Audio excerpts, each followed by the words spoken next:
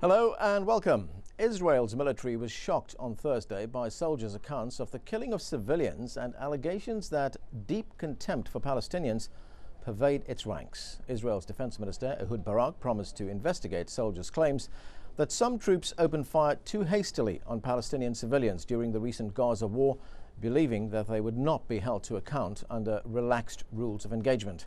High casualties during the three-week operation provoked an international outcry against Israel. Palestinians say over half of the more than 1,300 Gazans who were killed were civilians. That's a number that Israel disputes. The International Criminal Court has been investigating Israel for war crimes, including the use of the deadly white phosphorus shells in densely populated civilian areas. Today we ask, should the International Criminal Court investigate alleged Israeli war crimes? And remember, you can join our conversation with your questions and comments. Log on to livestation.com/AJE, enter the chat room, and then take part. We also, of course, welcome your phone calls on this show. Joining me now here in the studio in Washington is the Chief Prosecutor of the International Criminal Court, Luis Moreno-Ocampo. Thank you, sir, for joining us. My pleasure. Thank you. Let's start off with the story that's making news today on Al Jazeera, and that is these reports coming out of Israel. Soldiers there have granted interviews to an Israeli newspaper in which they allege that Israeli soldiers opened fire on civilians when they knew they were civilians, and that there was deep contempt in its ranks for Palestinians. From the ICC's point of view, is there a role for the International Criminal Court here? We are receiving 210 communications on this type of crimes in Gaza. And the first issue for us is analyzing the jurisdiction. The new thing on this was like a month ago, the Palestinian authorities came to my office and they filed a document accepting jurisdiction of the court. And that's one of the ways to get jurisdiction. And they say they are the authority in Gaza. And they say, let us present to you report showing that, because the law said a state has to accept jurisdiction. And they say they are the state in Gaza because Hamas is not challenging their national authority and Israel withdrew. So this is something we had to analyze.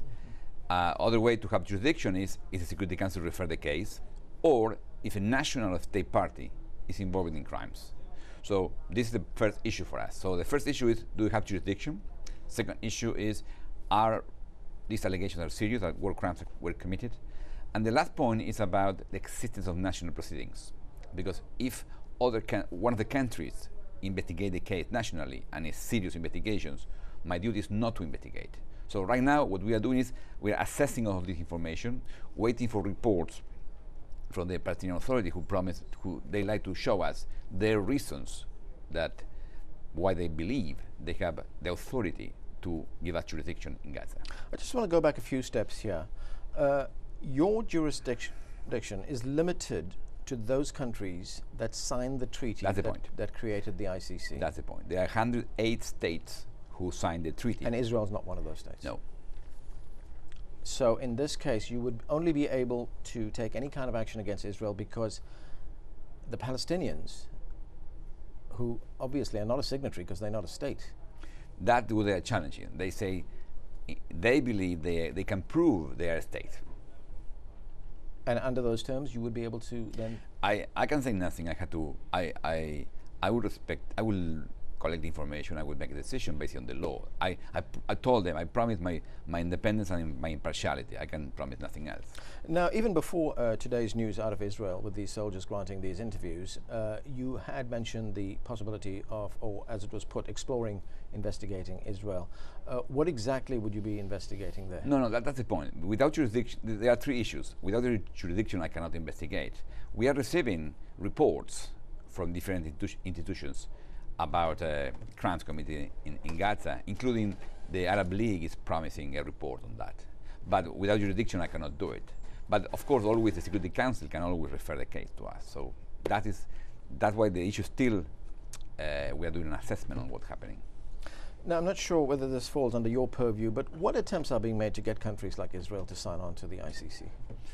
It's a national decision, so it's national state decide. In the Arab world, there are few countries members. For instance, Lebanon was exploring, discussing, because when they had the problem with Israel, Lebanon was discussing to join the court, because in some way, it's a way to be protected. In my country, in Argentina, I had a meeting with the generals, and they say, look, for us now it's a tool of protection. Whoever invades Argentina now could be prosecuted by the International Criminal Court. So in some way, it's a weapon to protect yourself. Of course, the problem is we are impartial, so we investigated all those who commit crimes, the most serious crimes. So that's are the rules. Okay, let's go to the phones. We have a caller from the United Arab Emirates. This is Abdullah calling. Abdullah, go ahead with your question. Thank you very much, Anand. I'd like to ask Mr. Prosecutor a very basic question, very politely, of course. Just now, he said about Gaza and Arab League giving evidence and so on. The Israeli thing is going on for past 60 years. Israeli refugees are still living for past 60 years in the refugee camp. 40 years ago, more lands and kick-out and refugees were made. 10 years ago, the movements were restricted. What is your question? Israel. My question is, why does ICC or the Prosecutor General get so excited about 5 years ago in Darfur and 60 years of suffering? He's still waiting for evidence. Yes, but... Okay, thanks for your question. Thank you for your question. I'd like to clarify the point. Imagine a prosecutor from the Arab Emirates who's trying to investigate in UK, or imagine a UK investigator trying to go to Arab Emirates. They would say no.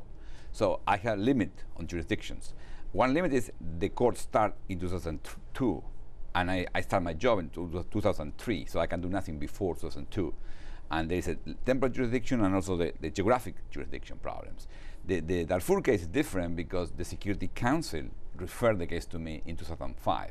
That's why I received this request to investigate Darfur.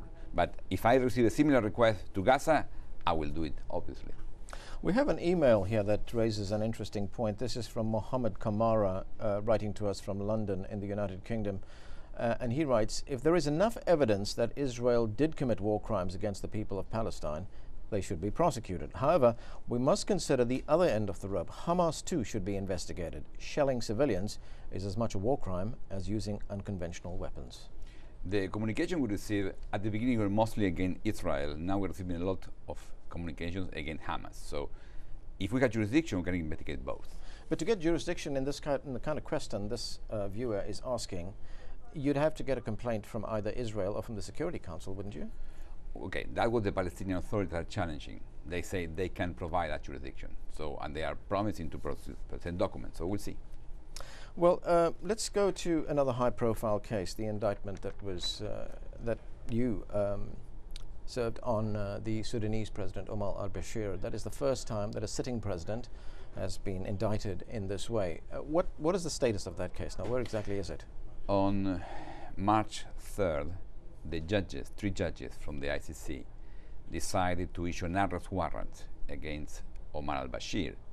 He is criminally responsible for 5 counts of crimes against humanity and 2 war crimes. Basically, killing, rapes, and extermination. He's exterminating civilians that he has to protect. That's the case. The problem is we present evidence showing how al-Bashir personally is organizing this attack against massive number of civilians, millions, and the judges found our evidence compelling. And so he has been indicted. Yes, an arrest warrant is served. So the system now is the court notified the Sudan, and that's the point. We're the law. We're not even asking for military intervention. We're not asking for bombing. We're asking to apply the law. And we request the Sudan, who's not a failed country, the Sudan is a big country, to implement the decision. If they refuse, the Security Council had to intervene because the Security Council referred the case to us. So if they refuse to arrest Mr. Omar al-Bashir, they had to deal with the Security Council.